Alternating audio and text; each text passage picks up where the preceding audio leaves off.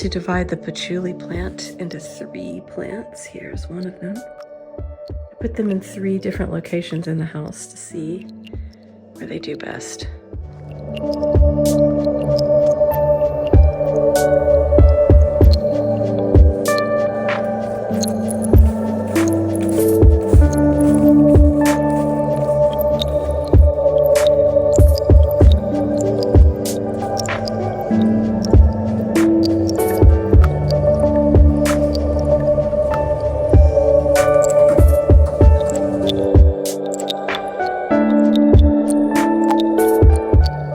When you bring an animal family member into your life, you know that an animal has a shorter life expectancy than you.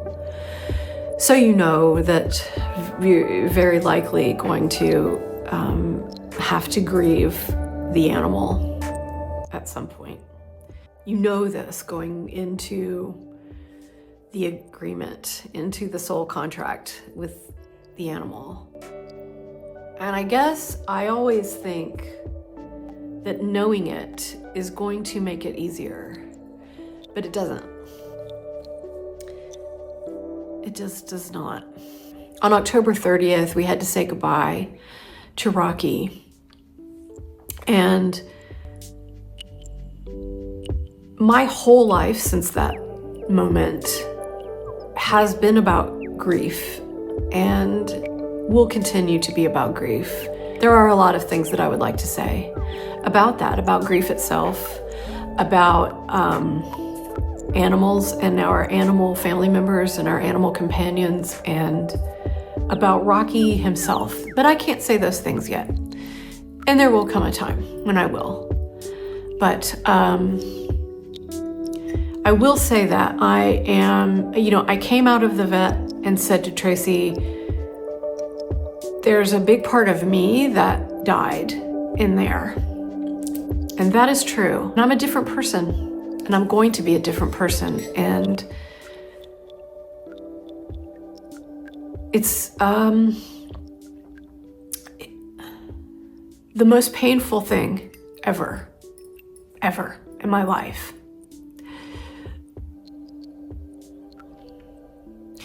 I saw someone on social media this week talking about grief, and she said grieving is shifting into a new paradigm.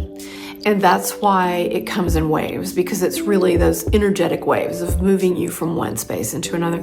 And I really relate to that. She said it and I thought, oh my gosh, that's so true. That's absolutely true. We had pugs. We had our pug boys for 20 years. We got Woody 20 years ago. So they were the heart of our home and the center of our lives. And in the past few years, my life and my day-to-day life has just been built around Rocky and his well-being and his needs.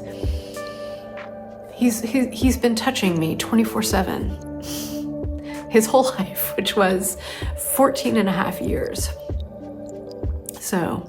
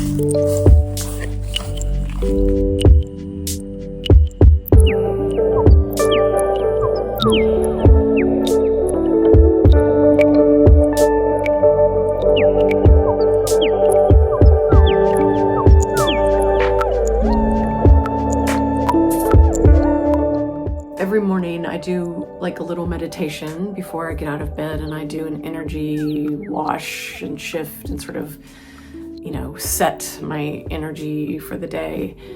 And this morning when I woke up, there was a poem in my head. So I wrote down a poem first thing this morning before I got out of bed, and that was interesting. And I would like to think that maybe that is the door to poems opening once again in my life. I used to write a lot of poetry, and then I stopped. So I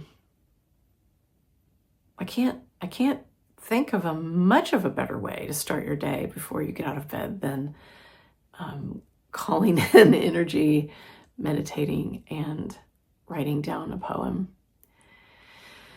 So as we are moving now into these final days of November, it's December, whether we think it feels like December or not. It's coming, and we're ending this year. And I really want to say how grateful I am for you, for everyone who watches these videos, who reads my Substack. There are those of you who have been following my work online and reading and listening and watching for years and years and years. And there are some of you who I have only met recently, and I'm grateful for all of you. And it just fills my heart. I am not a person who is incredibly social. I don't like to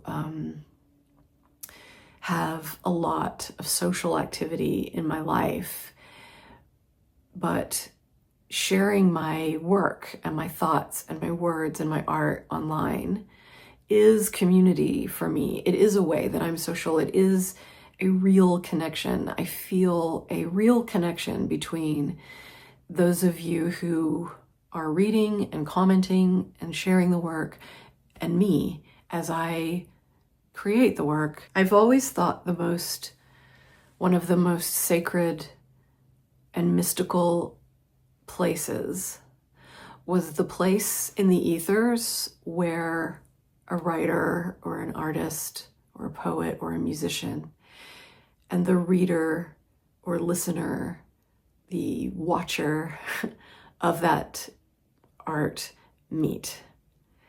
And this place is where the actual work is. This is where the actual thing is created. It's not wholly created by the creator. It's created in this relationship, in this communion. When I write something and you read it, we are together creating something new in this space. And it is a heart space, and it is a cosmic space. And I love it. And I love you, and I'm very thankful for you. Thank you for reading. Thank you for subscribing. Thank you for subscribing here on YouTube, if you're watching this on YouTube and watching these videos. I am not a person who walks a straight line. I have a lot of interests, and I create in a variety of ways, and I change my mind a lot. And I am someone who will launch things and then pull them back. I do a lot of my editing in public. I do a lot of my searching for meaning and content in public. I do not refine and polish and make everything perfect before I release it into the world. I was thinking about my Substack as, in a way, like an open sketchbook or an open notebook, because I'm sharing with you as I go along. So it's not for everyone, but if it is for you, then I welcome you, and I'm so grateful for you, and I thank you for being here. I hope you had a lovely Thanksgiving, if you celebrate Thanksgiving, and if you do not, then I hope you had a lovely Thursday, and I'm wishing you magic and love and peace. I'll see you next month. They love to say no one is coming to save you. Best take care of yourself. No one else is going to do it. But it isn't true. The cynics and defeatists strive to keep us small, and yet the woman still walks in the darkness to feed the colony of feral cats. The man still puts his hand on the other man's shoulder and says, "I think we've had enough." The mother whose son was murdered calls the mother of the son who held the knife and says, "I know what you're going through. You too are grieving." I wake in the morning lost and find the other lost people, and we cry together until our tears become a lake shimmering in the pink sunlight. We set sail together, believing and saving one another over and over again.